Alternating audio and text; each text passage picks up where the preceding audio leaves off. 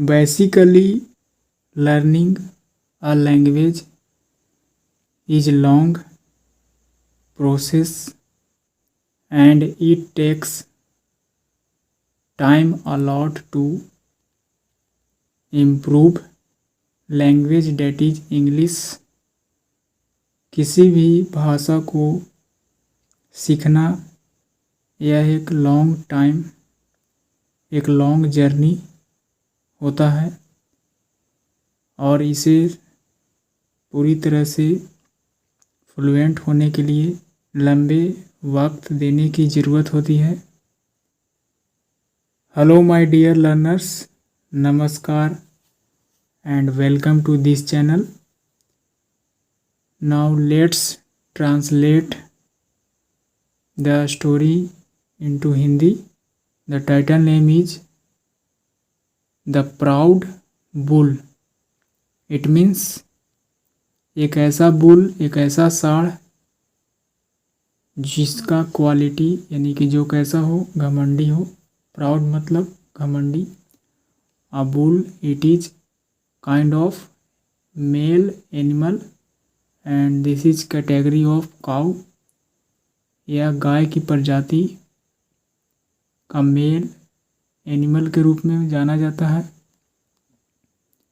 और इस तरह से इसका होल मीनिंग एक घमंडी सांड। बुल का हिंदी मीनिंग सांड होता है।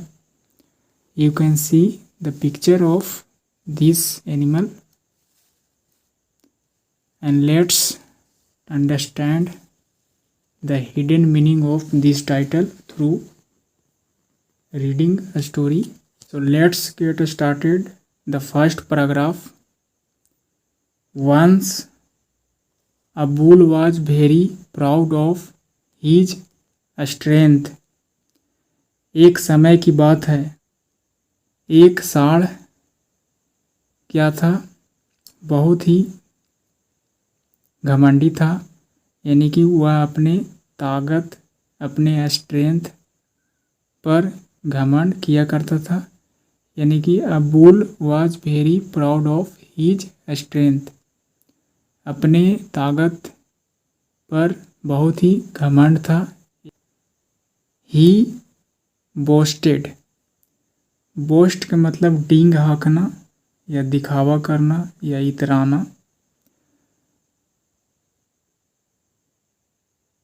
वह जो है से डींग हाका करता था, वह इतराता था, वह शो ऑफ करता था, वह दिखावा करता था। No one can beat me. किस बात को लेकर वह जो है से इतराता था कि कोई भी नहीं मुझे हरा सकता है, कोई भी मुझे मार नहीं सकता। For I am the strongest of all। क्योंकि यहाँ पर for का मतलब के लिए नहीं बल्कि बिकॉज होगा। क्योंकि अपने आप को क्या कहता था, क्योंकि मैं क्या हूँ, I am the strongest. Strong का मतलब मजबूत और स्ट्रोंगर जो कि कंपैरेटिव डिग्री होता है उससे भी मजबूत, जहाँ पर दो प्राणी या दो वस्तुओं का कंपेयर किया जाता है, जबकि यहाँ पर स्ट्रोंगेस्ट है सुपरलेटिव डिग्री जो बहुत सारे लोगों या चीज़ों में से कंपेयर किया जाता है। यानी कि खुद को, क्योंकि वह क्या कहता था, I am the strongest of all. मैं सभी प्राणियों में, सभी जानवरों में क्या हूँ, मजबूत हूँ, ऐसा कहा करता था। Next, a mouse heard this. एक चूहा ने, माउस का हिंदी मीनिंग चूहा, हर्ड ईयर का सेकंड फॉर्म सुना, दिस यानी इस बात को सुना। वन डे एक दिन, as the bull was going. एक दिन क्या हुआ, जैसा कि बुल यानी सांड जा रहा था। The mouse came and bit him. चूहा जो है से आया और उसे काट लिया। कहने का मतलब दांतों से काटा। बाइट का मतलब दांत से काटना, जबकि यह second form of the verb. Bit होता है सेकंड फॉर्म, यानी कि दांतों से काटा साढ़ को। The bull was very angry, और साढ़ जो है से बहुत ही क्रोधित था। ऐसा करने के बाद साढ़ पूरी तरह से क्रोधित था, बहुत एंग्री था, गुस्से में था। ही ट्राइड, उसने कोशिश किया, यानी कि बुल ने, टू कैच, पकड़ने के लिए, द माउस, चूहे को, बट, लेकिन, the mouse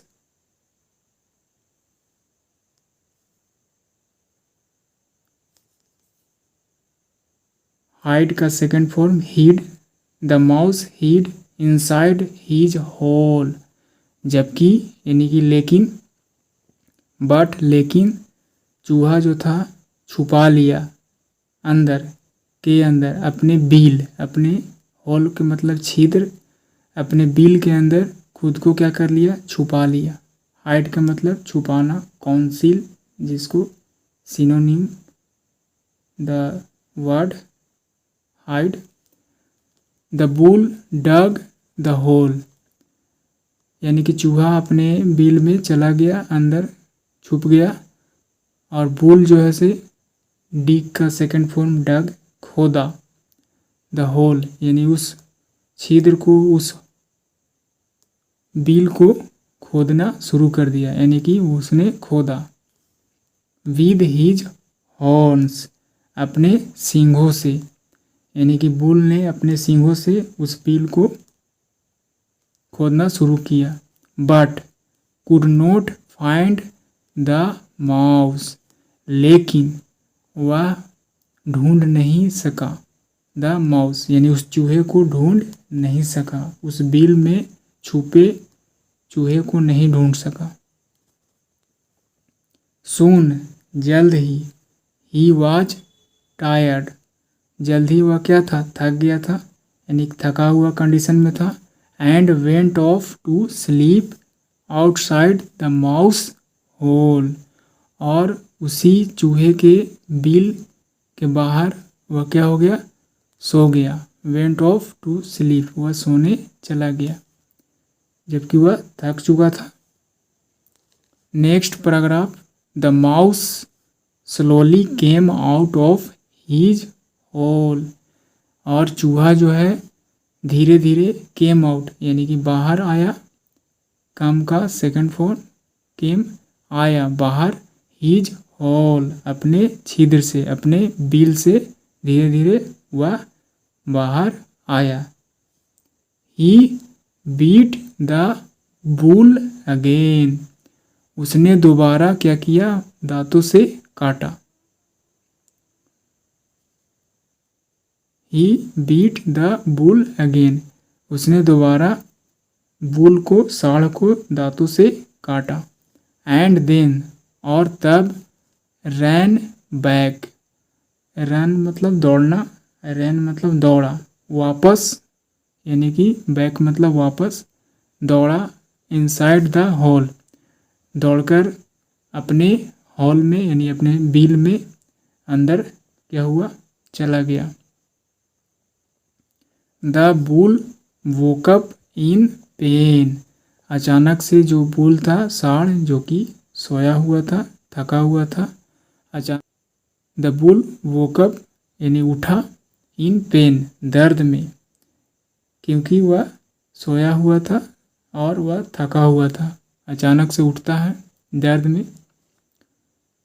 he looked for, और उसने खोजा, तलाश किया, द माउस, उसी चूहे को जिसने दोबारा काटा।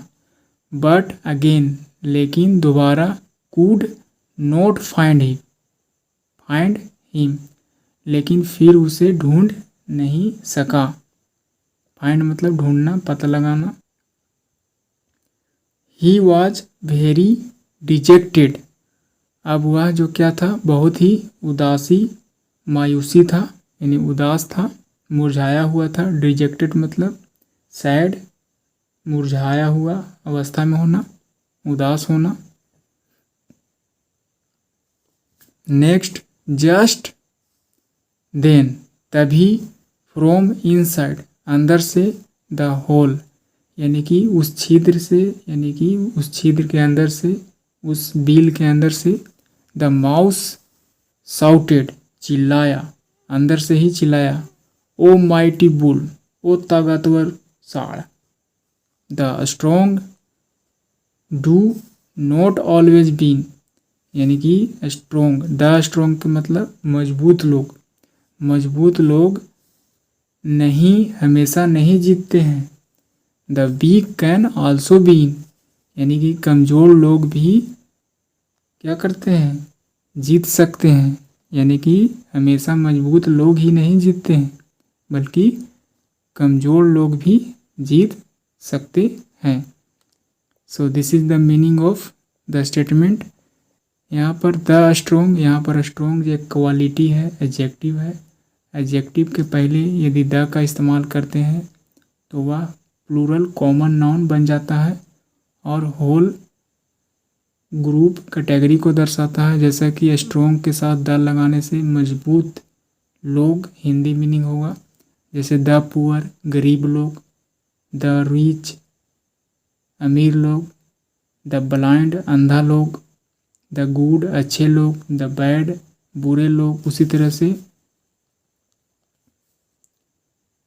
जो है द वीक कमज़ोर लोग, स्ट्रॉन्ग लोग, इस तरह का सेंस आता है। द ओल्ड बूढ़े लोग।